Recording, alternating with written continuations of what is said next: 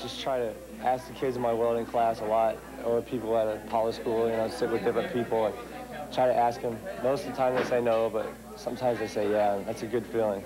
Lately, the youth group at First Assembly of God Church on Lima's east side has been growing. They've been learning about worshiping God, they're supporting missionaries on foreign soil, and 2 members have been leading the charge at their own schools here in Lima, and others are starting to follow their example.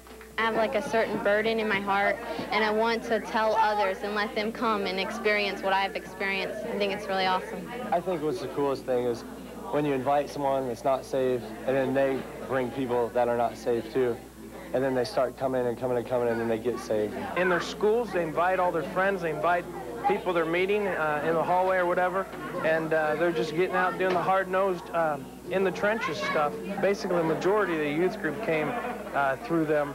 Eric has been part of planning the worship, and Stacy has been instrumental in the van ministry, which now has to make 3 trips picking up between 30 and 40 kids. None of this is the result of any program or technique. Pray in the morning that God will bring a person along my pathway that I might be able to witness to during that day.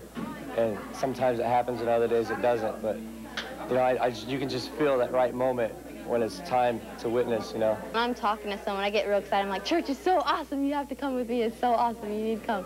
And so then usually they come because they're like, oh, that's neat. And then sometimes they're just like, no, not church. In Lima for 44 Magazine, I'm Trent Cox.